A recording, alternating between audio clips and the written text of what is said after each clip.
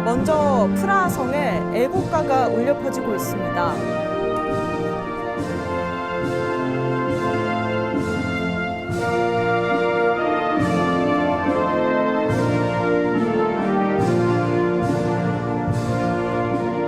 김태호 안보실 차장은 이제 중요한 것은 일본의 마음이다. 네. 우리가 어떤 식으로든 과거사 문제를 정리해야만 한일 관계가 개선이 된다라고 하는 이제 독특한 일반적이지 않은 생각을 하면서 네.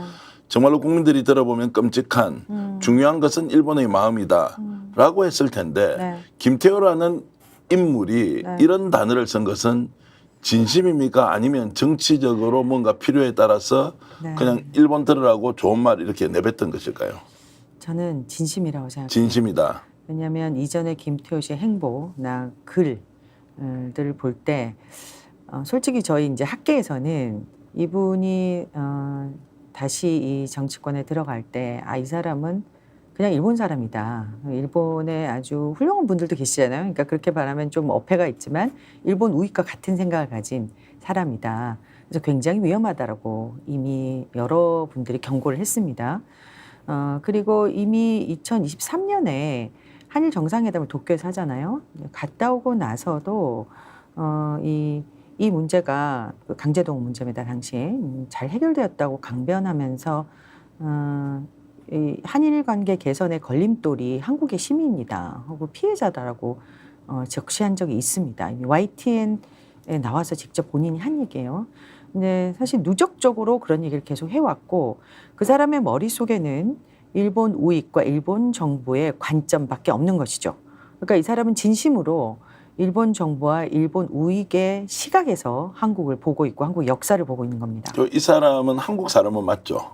국적이 국적은 한국인이다. 한국인이죠. 그런데 네. 정신은 일본인이다. 네. 그리고 건강한 일본의 시민이 아니라 과거 군국주의, 제국주의 사상에 물들어 있는 일본 극우주의자들의 생각을 그대로 가지고 있는 네. 사람이다. 거의 같다고 볼 수 있습니다. 그래서 이제 신니온징이라고요. 박진영 교수는 요즘, 이들이 네. 새로운 종족의 과거형 신니온징. 일본인이다. 이제 이런 얘기까지 혹은 웨라이트라는 표현도 나오더라고요. 웨라이트라는 네. 걸 이야기하는 거고요. 네. 그래서 제가 궁금한 게 있습니다. 시청자 여러분들께 똑같이 질문을 드리는데 우리가 지금 2024년 대한민국을 살고 있습니다. 그러면 저도 교수님도 우리 일제 식민지 36년의 네. 식민 지배 체제를 어떻게 인식하고 있느냐는 매우 중요하지 않습니까? 네. 저는 제 부모님이 그 당시에 살았던 이미 작고하셨지만 모든 것을 다 뺏어간 강제 공출하고 그리고 정말 밥도 못 먹고 사는 이런 데서 일본 지배를 받고 그 일본인들에 대한 분노가 어릴 때부터 저는 많이 느껴왔는데 대체로 이럴 것 같습니다. 한국인들은 뭐 할아버지가 되든 부모님 세대가 되든. 그런데 김문수, 김태호와 같은 사람에게 그 일제 식민지 36년은 그들에게는 어떻게 비춰지는 것이냐 이런 질문을 좀 드리고 싶습니다. 아마 그 당시에 친일파로서 자국민을 탄압하고 약탈하는 데 앞장서며 일본의 편을 들고 일본의 자기를 받고 또 은사금을 받고 부귀영화를 누렸던 사람들의 관점으로 식민 지배를 보고 있겠죠. 그러니까 그 사람들은 가난하고 못 사는 조선을 일본이 와서 근대화 시켜줬고 그리고 그 덕분에 우리가 잘 살게 됐고 본인들은 뭐 잘 살 수 있었겠지만 네.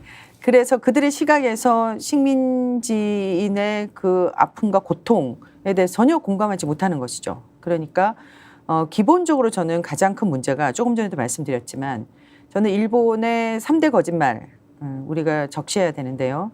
첫 번째가 한반도 불법 강점과 침략 전쟁입니다. 이것을 일본의 국군은 사실상 처음부터 부정해 왔고요.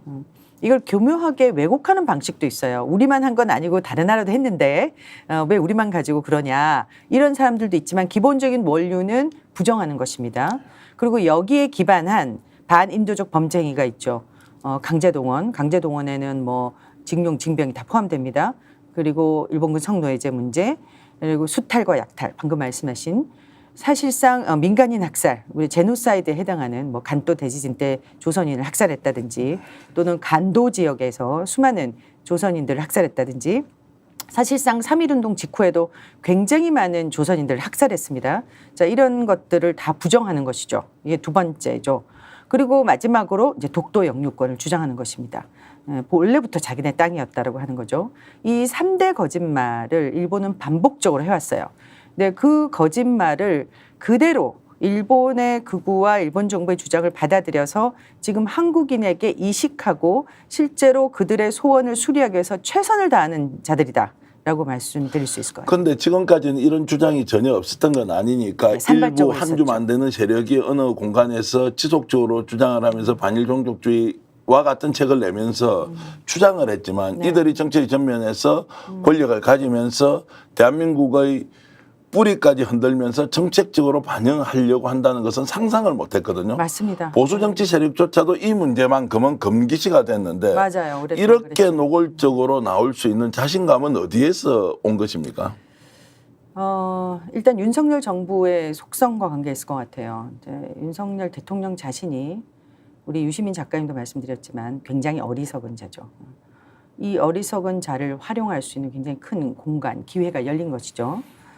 이 사람이 뭐 뉴라이트가 뭔지도 모른다라고 김태호 차장이 얘기한 건 정말 사실인 것 같아요. 네. 그런 사람을 활용해서 지금 일본의 소원 수리를 들어줌으로써 사실은 한일 동맹 관계를 맺고 그리고 미일 동맹 관계의 하부 구조로 들어가 우리가 어떻게 보면 그 동맹 관계의 용병이 되는 것이죠. 이제 이것이 한국이 갈 길이다라고 생각하는 것 같아요. 제 생각에는.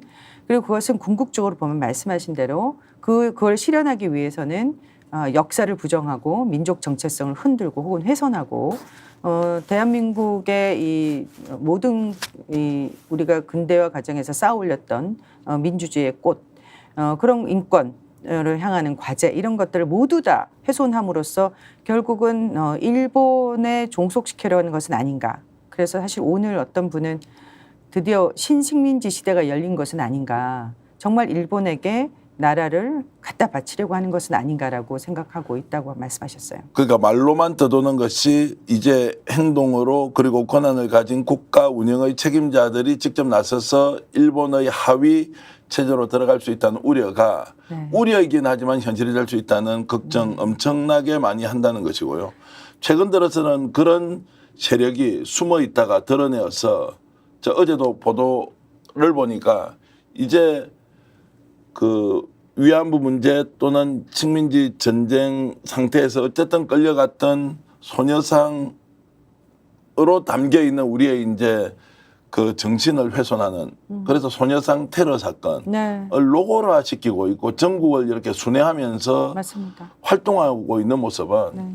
야 정말 이거 뭐야 조금 있으면 정말 일장기 걸어놓고 대일본 제국 만세 뭐 덴노 네. 예, 이제 이런 식으로 갈 수도 있지 않겠나라고 하는데 이런 소녀상 테러 사건이 집단적으로 연이어서 이루어지는 그런 배경은 뭐라고 보십니까? 그러니까 이 사람들이 아까도 말씀하셨지만 뭐 일부 학자라고 칭하는 사람들이나 또는 한국 사회 일베류에 속하는 사람들일 거라고 우리가 생각했잖아요. 근데 지금은 권력 중심부에 이런 분들이 있고 끊임없이 다양한 방식으로 공식적인 장소에서 똑같은 내용을 발신하고 있어요. 스픽스는 말하는 언론입니다. 대세는 유튜브, 그중에서 스픽스. 좋아요, 댓글, 구독, 알림 설정. 여러분이 저희를 사랑해 주시고 우리가 여러분을 사랑하는 4가지 방법입니다.